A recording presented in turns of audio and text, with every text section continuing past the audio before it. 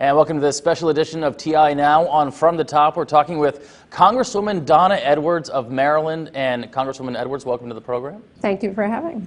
Congresswoman Edwards, you just came off a keynote speech at TIA's Spring Policy Summit. You talked specifically about two committees that you're a part of. One is the Highways and Transit Subcommittee. The other one is the House Science Committee. You talked specifically about the R&D tax credit. Do you want to make that permanent? I do. I think it's really important for the United States to signal its commitment for the importance of investing in research and development, not for what's going to happen tomorrow, but for where we want to be in 20 years.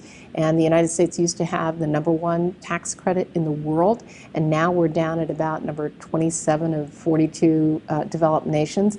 And when you're not investing in research and development, to me that says that you're not investing in the future. And so I've introduced legislation to expand the research and development credit, increase it from 20 to 25%, and to make it permanent.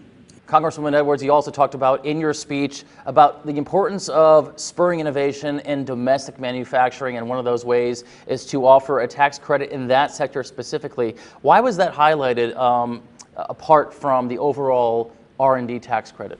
Well, we have to invest in research and development, but when we are innovating things, then we've got to build them.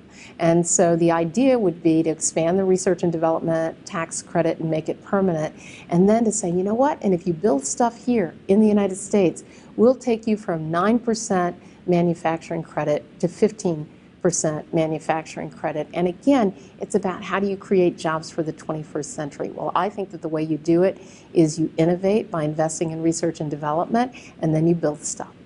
Congresswoman Edwards, it's funny you should say that, because in a speech and a panel discussion that was given previous to your presentation this morning, there were a number of carriers on that panel discussion talking about the importance of spurring innovation in our industry, and there were a number of suppliers and vendors also in the audience that were concerned about how to encourage carriers to buy more of their products, basically. Would you say that the R&D tax credit issue should be at the very top of your agenda once again?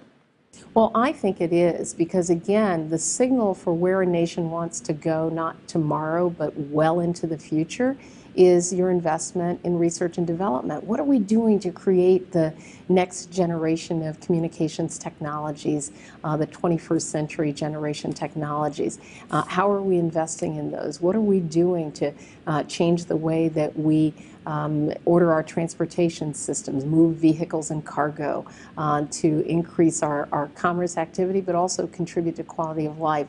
And all of those things will happen if you're making investments today in research and development. You wrapped up your speech by saying that Congress needs to be taught how to take more risk. What did you mean by that? Well, since I came out of industry, I worked as a systems engineer in the space program for a number of years, and that taught me a lot about taking risks, that sometimes the thing that you think that you are working on and you test it, it turns out it might be something else. And Congress needs to understand that, because I think it would encourage us to make investments in research and technologies that we may not even see in our lifetime, but that our children and grandchildren will get the benefit of. Congresswoman Edwards, TIA really appreciates you coming down to TIA's Spring Policy Summit 2014. I know you have a number of events to go to throughout the day today, so we appreciate your time. Thank you. Thank you.